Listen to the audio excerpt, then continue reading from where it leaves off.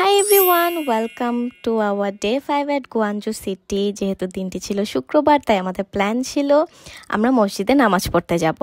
তো সকালবেলা নাস্তা খেলাম এবং 1 কাপ চা খেলাম রিফ্রেশমেন্টের জন্য, এবং সূর্য বসে গেল অনলাইনে ক্লাস করতে। মেয়েটি মাশাল্লাহ অনেক পাংচুয়াল, দ্যাটস ও ক্লাস মিস দেয় না। আর এই হলো আমার ছোট আন্টি, যে কিনা সুপার এক্সাইটেড ছিল মসজিদে নামাজ পড়তে যাওয়ার জন্য। And this was my feet for the day. এবং এটি ছিল আমার আম্মুর কামিজ। যেহেতু উনি আমাদের সাথে যান নাই, সো আমি তার কামিজ পরেছিলাম এবং আমার মনে হচ্ছিল উনি আমাদের সাথেই আছেন। তো যাই হোক, আমার আবার আম্মুর জামা কাপড় পরতে ভাল লাগে। মাঝে মধ্যে আমি ছোট আন্টির থেকেও জামা কাপড় ধার করে পরে ফেলি এবং তাদের জামা কাপড় আমাদের লাগে। এনিওয়ে, এই ছিল আমাদের মসজিদটা। এটা অনেক পুরানো মসজিদ। 2015-এও এসেছিলাম এখানে নামাজ পড়তে। তখন তো অনেক ঠান্ডা ছিল, অনেক বেশি আলসেমি লাগছিল। সো আর ছোটও ছিলাম, ওইভাবে কোনো ফিলিংস কাজ করে নাই। বাট এইবার আমার অনেক বেশি ভালো লাগছিল। যাওয়ার সময় ভালো লাগছিল যে নতুন প্লেসে নামাজ পড়তে যাবো। আর মসজিদে বেসিক্যালি আমার নামাজ পড়তে যাওয়া হয় না। তো যাওয়ার পর একটা পাকিস্তানি ফ্যামিলির সাথে আমার কথা হলো। তারপরে তারা আমাকে এরকম কিছু একটা দিল এবং পানিও নিলাম, ট্রাই করব তাদের জুসটা কেমন। ওখানে না বিরিয়ানিও দিচ্ছিল। আমি ভেবেছিলাম একটু ট্রাই করবো, বাট তো শেষ হয়ে গিয়েছিল, ট্রাই করতে পারিনি। এনিওয়ে, তো এটা ছিল একটা মাজার শরীফ। আমার খালু বললেন কোন একটা সাহাবীর মাজার ছিল। তো আমার খালু আর খালামণি ভিতরে গিয়েছিল মসজিদটা দেখবে এবং মাজারটা জিয়ারত করতে। আমরা বাইরেই ছিলাম, যেহেতু এত ভিড় ছিল ভিতরে আর যেতে পারি নাই।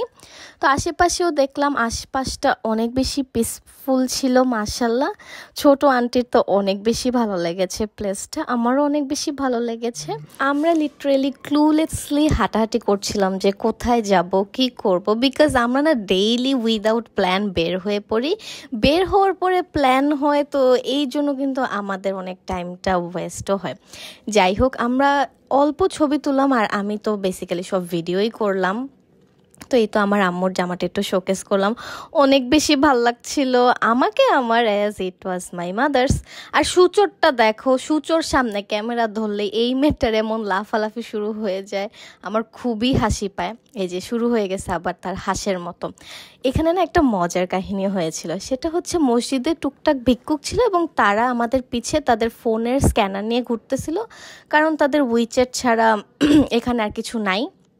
ক্যাশ খুবই অল্প, সব কিছু অনলাইনে হয়। মানে ভিক্ষাবৃত্তিও যে এমন ডিজিটাল হইতে পারে, এটা চায়না না আসলে আমি জানতামই না। সো তাদের এই অভিনব কৌশলটা আমার অনেক বেশি হাসি পেয়েছে। আমরা নামাজের পর একটা জায়গায় খেতে চলে গেলাম, যদিও আমার জায়গাটার নাম মনে নাই। ছোটো মামা বলেছিল তার এখানে অনেকবার খেতে এসেছিলেন এবং তাদের একটা ফেভারিট বিরিয়ানি খাওয়াবেন বলে।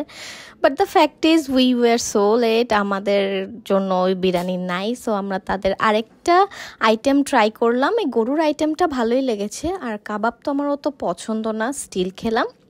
আর ছোটো মামা স্যামন ফিশটাও ট্রাই করতে বললেন। আহামরি তেমন কিছুই লাগে নাই, নর্মাল অন্যান্য মাছের মতোই লাগলো। আর এই বিরিয়ানিটাও আমার আহামরি অত কিছু লাগে নাই। তো ভাবলাম একটু গরুর মতো ঘাস লতা পাতা কিছু খাই, লেটুস পাতাও ভাল লাগে না, সূচর দেখা দেখি খাইছি। তারপর আমার মামা চা অর্ডার করলেন, চাটা ভালো লাগছে খেয়ে। এরপরে আমরা যাব পুশানে ফার্নিচার কিনতে। যাইতেই লাগছে 1 ঘন্টা, পুরাটা টাইম ওয়েস্ট, আমার ভালোই লাগে নাই। ওইখানে যাওয়ার পর আমরা রাস্তা হারাই ফেলছি, মানে আমি, সূর্য আর আমার খালু আরেকটা গাড়িতে ছিলাম। তো তারা পৌঁছায় গেছিলেন, এখান দিয়ে আমরা ঘুমায় কোথায় জানি চলে গেছি। তারপর একটু লোকেশনটা খুঁজে পেতে একটু লেট হয়েছে, বাট অত প্রবলেম হয়নি। ওকে, এখন বলি পুশানে কেন গিয়েছিলাম। পুশানে বেসিক্যালি অনেক ফার্নিচারের দোকান রয়েছে এবং আমরাও গিয়েছিলাম ফার্নিচার কিনতে ছোট মামার নিউ অফিসের জন্য। উনি ওনার নিউ অফিস উদ্বোধন করবেন, মানে করার প্ল্যান ছিল যতদিন আমরা থাকি ওই টাইম ফ্রেমের ভিতরে। মানে মামাও থাকবে, বড় মামাও থাকবে, আমরাও থাকবো। সো গেলাম, 4 ঘন্টা ওইখানেই ঘুরলাম। তো ফাইনালি পছন্দ যেটা হইলো, তারা তো আবার 6টার মধ্যে সব কিছু অফ করে দেয়, মেজাজ গরম হয়ে যায় ভাই, আরেকটু অন রাখ। তো মামার সুন্দর টেবিল আর কি জানি কেনা শেষে এত টায়ার্ড, আশেপাশে তো খাবারের জায়গা নাই। তাই আমরা যখন রাস্তার পাশে বসেছিলাম, কোনো একটা ভুট্টা বিক্রেতা আসলো, মিষ্টি ভুট্টা খাইলাম, একদম মজা না, কেমন জানি ফ্লেভার ডিফারেন্ট। তাও আমি খাইলাম আমার, কারণ ভুট্টা ফেভারেট। তারপরে আর কি উবার করলো, সারা দিনটাই নষ্ট। ওই দিন প্ল্যান ছিল আমি হচ্ছে গিয়ে জামা কাপড় কিনবো, কারণ আগের দিন হচ্ছে 3টা প্যান্ট ছাড়া কিচ্ছু কিনতে পারি নাই। তো তো বাসায় এসে দেখলাম খালু টুনা ফিশ ভর্তা করছে, সেটা তো আমাকে ট্রাই করতে হবে বিকজ আমি আমার বাপের জন্মেও এই টুনা ফিশ খাই নাই। ওইখানকার না রুই মাছ মজা। তো আসবাবপত্র দেখে টেকে এসে এত টায়ার্ড হয়ে এই খাবার দাবার খাইলাম। আমি বলি ওইখানে না আমার খাবার দাবারের প্রবলেম হয় না, বাট স্টিল আমার স্পাইস নিয়ে একটু প্রবলেম ছিল।